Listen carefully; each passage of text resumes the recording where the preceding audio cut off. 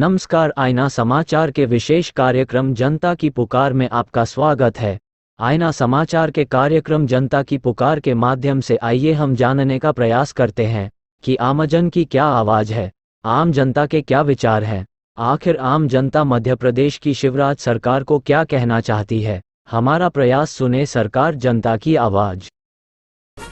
इनकलाब इस बार हमारा भेदभाव भक्षण से है। अब की लड़ाई अब अपनी दीमक रूपी आरक्षण से है। देश की लाखों प्रतिभाएं इस आरक्षण से हारी है। अब की बार इस आरक्षण को मिटाने की तैयारी है। देश को जो बर्बाद करे, खत्म करो इस भक्षण को।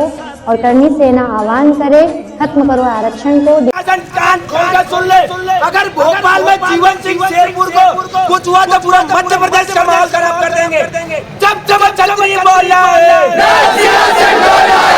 मध्य प्रदेश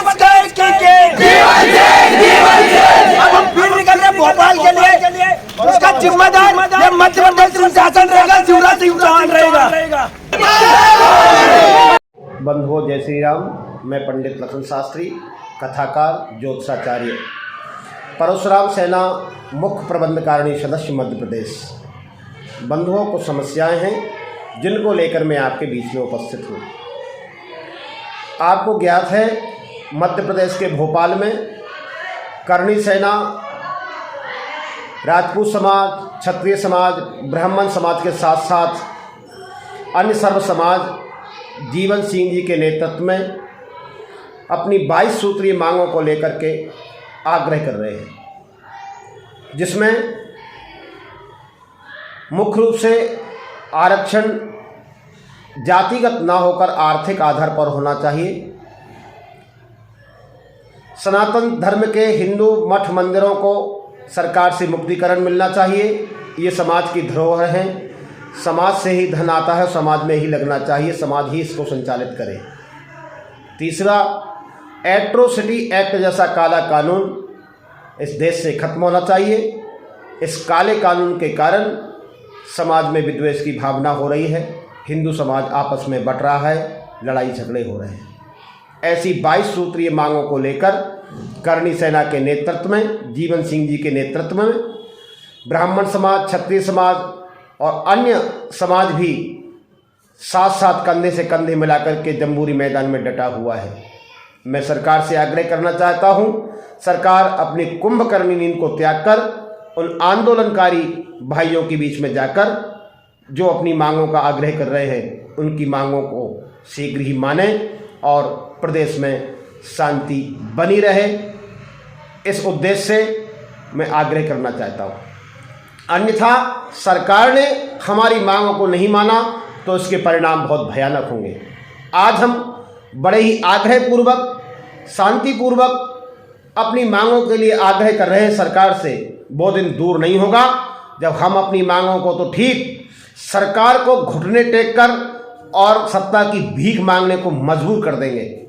मैं पुनः शिवराज सिंह जी और उनकी सरकार के नुमाइंदों से आग्रह करना चाहता हूं कि समाज में, प्रदेश में, देश में शांति बनी रहे, समाज खंड खंड ना हो, हिंदू समाज आपस में ना बटे।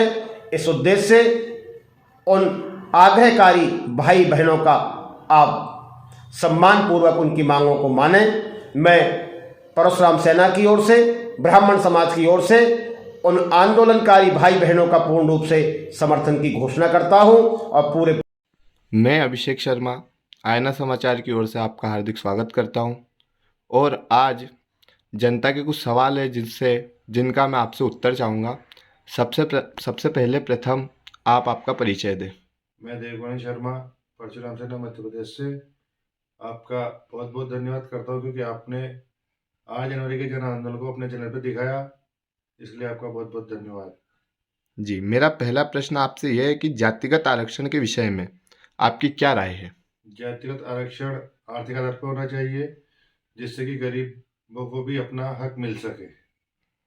जी, मेरा दूसरा प्रश्न है कि मठ एवं मंदिरों के जो सरकारीकरण है वो मुफ्त होना चाहिए या नहीं। सरकार से मुक्त होना चाहिए। वहाँ के जो पुजारी है उनका दिनस्ती सारा काम होना चाहिए। तीसरा प्रश्न मेरा आपसे यह है, करणी सेना एवं सर्व समाज संगठनों के भाई जीवन सिंह शेरपुर द्वारा जो 22 सूत्रीय मांग रखी गई है, क्या आप उसका समर्थन करते हो? हम उसका पूर्णतः समर्थन करते हैं और हम भाई जीवन सिंह शेरपुर के साथ तन मन धन से हमारी परशुराम सेना खड़ी हुई है। जहाँ भी जब भी हमारी जो जरूरत पड़ेगी हम जीवन सिंह शेरपुर के साथ खड़े रहेंगे, कंधे से कंधा मिलाकर चलेंगे। यह प्रश्न मेरा आपसे यह है कि मध्य प्रदेश की सरकार अगर कुंभकर्ण की नींद नहीं खुलती है तो वह 22 सूत्रीय मांगे पूरा नहीं करती है, तो इसका क्या परिणाम देखने को मिल सकता है? मध्य प्रदेश सरकार अगर कुंभकर्ण की नींद नहीं जागेगी तो आने वाले समय में सर्व समाज और टीम शेरपुर उनको दिखाएगी कि हमारी मांगे ना मानना कितना भारी पड़ा है। क्योंकि इससे पहले भी दिल्ली में एक आंदोलन हुआ था अन्ना हजारे और केजरीवाल का। आप देख सकते हैं कि दिल्ली में कांग्रेस और भाजपा दोनों ही आज क्या स्थिति है उनकी। अगर शिवराज सरकार आपकी मांगे नहीं मांगती है तो आने वाले विधानसभा में उनको कुछ दुष्परिणाम मिल सकते हैं? हम मायके लाले, जो भी होगा अच्छा होगा। शिवराज सिंह तेरी खेल नहीं, आने वाला समय बताएगा कि स्वर्ण समाज के साथ खिलवाड़ करना कितना भारी पड़ेगा शिवराज सिंह चौहान को। और आप शिवराज सरकार को क्या संदेश देना चाहते हैं?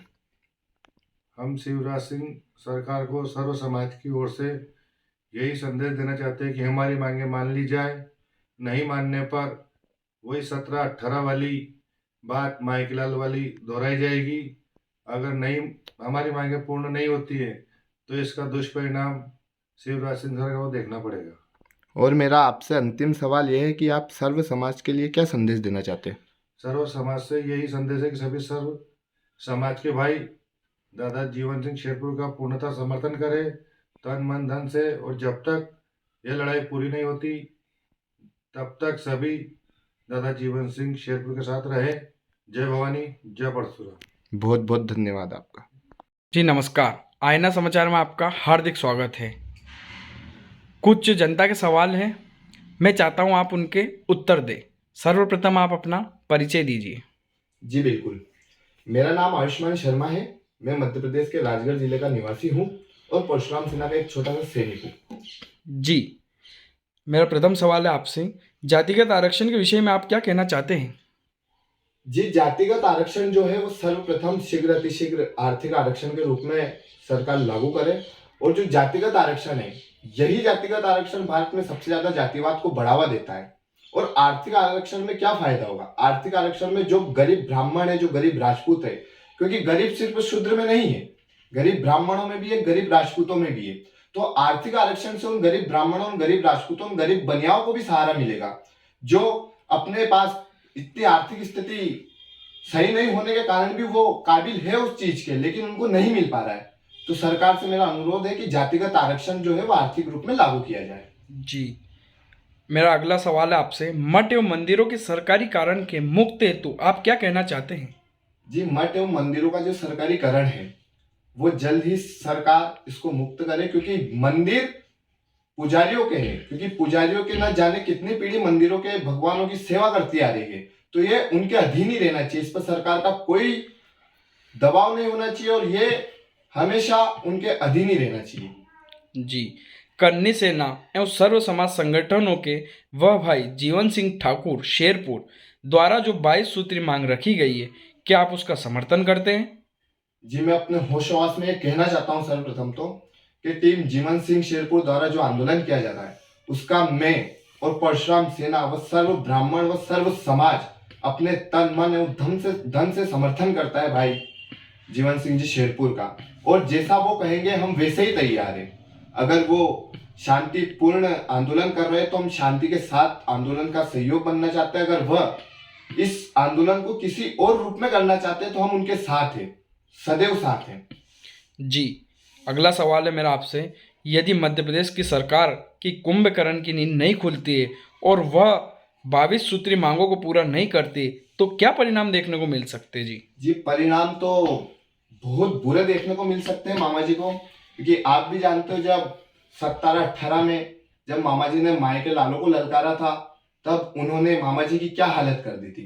तो मामा जी, आपसे अनुरोध है कि आप हमारी मांगे पूर्ण करें, वरना नवंबर में आने वाले हैं विधानसभा चुनाव, तो हमारे पास भी अधिकार है वोटों का। हम बता सकते हैं कि हम में कितना दम है। तो मामा जी से अनुरोध है हाथ जोड़कर कि हमारी 22 सूत्रीय मांगों को जितना जल्दी हो सके उतना जल्दी पूर्ण करें। जी, अगला सवाल है आपसे, मध्य प्रदेश की शिवराज सरकार को आप क्या संदेश देना चाहते हैं? जी, मैं मध्य प्रदेश की शिवराज सरकार को यही संदेश देना चाहता हूं कि जो हमारी मांगे हैं वह बिल्कुल सही है। आप मांगों को पढ़िए और एक बार देखिए क्या उसमें किसी समाज को टारगेट करके कोई मांगे रखी है। नहीं, वह सर्व समाज के हितों की मांगे है। वह एक शूद्र के हित की मांगे है, वह एक ओबीसी वर्ण के हित की मांगे है, वह एक स्वर्ण हित की मांगे है। तो शिवराज सिंह सरकार को मैं यही संदेश देना चाहता हूं कि आप जितना जल्दी हो सके मांगों को पूर्ण करिए, वरना 6 महीने बाद आने वाले हैं चुनाव, तो हमें भी आता है हम कैसे मनवा सकते हैं हमारी मांगे। अभी हम शांतिपूर्ण आंदोलन कर रहे हैं, वरना इतिहास दोबारा ना दोहराइए। तो आपसे हाथ जोड़कर विनती है, हमारी मांगे पूर्ण कीजिए। जी, अगला सवाल है मेरा और अंतिम सवाल है आपसे, सर्व समाज के लिए आप क्या संदेश देना चाहते हैं? मैं सर्व समाज के लिए यही संदेश देना चाहता हूं कि सर्वप्रथम जो भी भ्रांतियां फैलाई जा रही है उन भ्रांतियों में ना आए और हम सब एक हैं। हम सब मिलकर अपनी मांगे पूर्ण करेंगे। आप सभी जीवन सिंह जी का पूर्ण रूप से सहयोग करिए और जितना हो सके उतना सहयोग करिए, क्योंकि सोशल मीडिया के जरिए बहुत सारी भ्रांतियां फैलाई जा रही है। यह भ्रांतियां केवल अपने को अपने से तोड़ना है और कुछ नहीं। तो जब तक हम साथ हैं तब तक लड़ेंगे, आखिरी सांस तक लड़ेंगे। अभी शांतिपूर्ण आंदोलन है। आप सभी से हाथ जोड़कर निवेदन है कि शांति बनाए रखिए। अगर शांति से कुछ नहीं होता है तो हमारे पास बहुत सारे रास्ते हैं। तो मैं सभी सर्व समाज को यही संदेश देना चाहता हूं कि हम सब एक है, आप साथ रहिए, साथ ही जीता जा सकता है इस युद्ध को। और अभी शांतिपूर्ण युद्ध चल रहा है, तो आप शांति बनाए रखिए और जैसा भी जीवन सिंह जी की तरफ से आदेश आएगा हम उस आदेश का पूर्ण रूप से सहयोग करेंगे। धन्यवाद। बहुत बहुत धन्यवाद आयुष्मान भाई आपका, आप जो आईना समाचार के साथ जुड़े और मेरे कुछ प्रश्न के आपने उत्तर दिए। बहुत बहुत धन्यवाद आयुष्मान जी। पत्रकार महोदय, आपका भी बहुत बहुत धन्यवाद जो आप हमारी बातें जनता तक पहुंचा रहे हैं। बहुत सारे मैं अब शब्द नहीं बोलना चाहता हूं, लेकिन बहुत सारे दलाल हैं मीडिया के, इतने बड़े बड़े चैनल लेके बैठे हैं, लेकिन अभी तक किसी ने इतने बड़े जन आंदोलन की बात अभी तक नहीं दिखाई है। तो आपका बहुत धन्यवाद जो हमारी बातें आप जनता तक पहुंचा रहे हैं। और आपसे निवेदन करूंगा कि आगे भी आप हमारा सहयोग करते रहें। जय भवानी, जय परशुराम। जी जी बिल्कुल, धन्यवाद आपका। देश विदेश, राजनीतिक, विकास, सांस्कृतिक, सामाजिक, आर्थिक, खेल और मनोरंजन की दुनिया की सभी खबरें केवल आपके लिए। हमारी खबरें, समाज का आईना, आईना समाचार।